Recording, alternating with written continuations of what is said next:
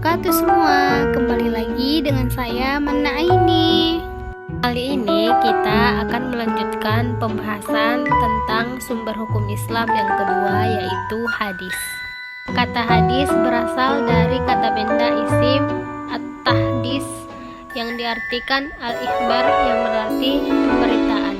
Hadis merupakan perkataan, perbuatan, dan persetujuan yang disandarkan kepada Nabi Muhammad SAW.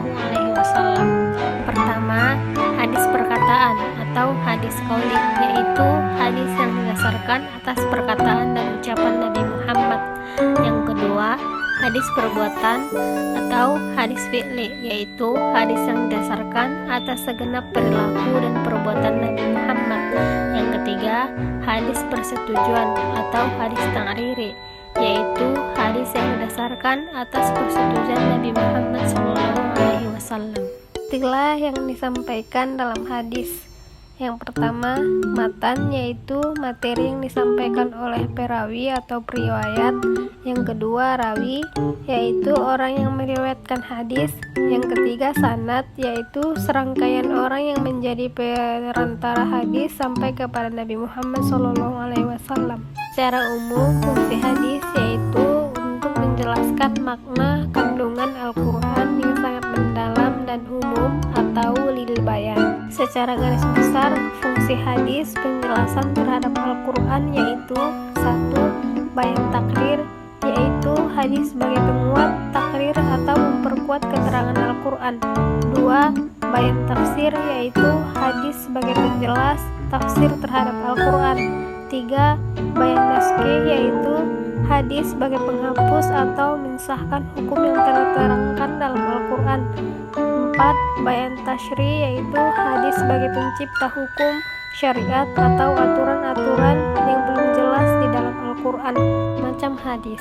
Yang pertama, hadis sahih, yaitu hadis yang sanadnya bersambung disebut sebagai hadis sahih, yang dimana diriwayatkan perawi berkualitas dan hafalannya tidak lemah, tidak ada sad dan ilat di dalam sanad dan matannya. Syarat hadis sahih: yang pertama, sanadnya bersambung. Kedua, perawinya harus adil, istiqomah, akhlaknya baik, tidak fasik, kehormatan dirinya terjaga atau muru'ah. Yang ketiga, dobit, memiliki ingatan dan hafalan yang kuat atau sempurna, serta hafalan tersebut mampu disampaikan kapan saja saat dikehendaki. Yang keempat, tidak bertentangan dengan hadis mutawatir atau dengan ayat Al-Quran. Hadis sahih terbagi menjadi dua, diantaranya seperti berikut. Yang pertama, sahih li zatihi. Sahih li zatihi merupakan hadis yang dengan sendirinya menjadi sahih tanpa perlu diperkuat dengan dukungan keterangan lainnya. Yang kedua, sahih li ghairihi. Sahih li ghairihi merupakan hadis yang perlu diperkuat dengan dukungan keterangan lain agar menjadi sahih. 2. Hadis hasan.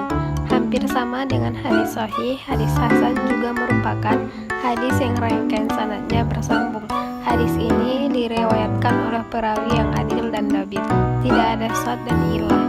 Hal yang membedakan dari keduanya yakni adalah kualitas dari hafalan perawinya yang tidak sekuat dengan hadis sahih. 3. Hadis dhaif. Hadis dhaif ini merupakan hadis yang tidak memenuhi persyaratan dari hadis sahih dan hadis hasan. Hadis dhaif disebut dalam Manzumah Baikuni seperti berikut. Setiap hadis yang kualitasnya lebih rendah dari hadis hasan adalah dhaif, dan hadis dhaif memiliki banyak ragam.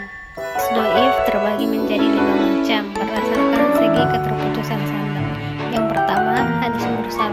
Hadis mursal adalah yang diriwayatkan oleh tabi'in dan menyebutkan langsung bahwa ia menerimanya dari Nabi Muhammad, padahal tabi'in merupakan generasi setelah sahabat Nabi, jadi tidak mungkin bertemu langsung dengan Nabi. 2. Hadis muqaddihi. Hadis muqaddihi adalah hadis dari rawi yang gugur, tidak disebutkan namanya, tidak hanya pada sahabat tapi juga bisa terjadi pada rawi di tengah atau di akhir.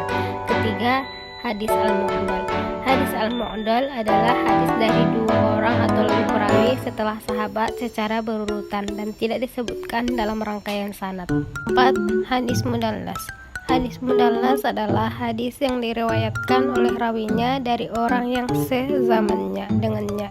namun menerimanya secara tidak langsung dari yang bersangkutan. 5. Hadis mu'allal. Hadis mu'allal adalah hadis yang terlihat selamat namun sejatinya memiliki kecacatan tersembunyi, itu yang ada pada sanadnya maupun pada matannya.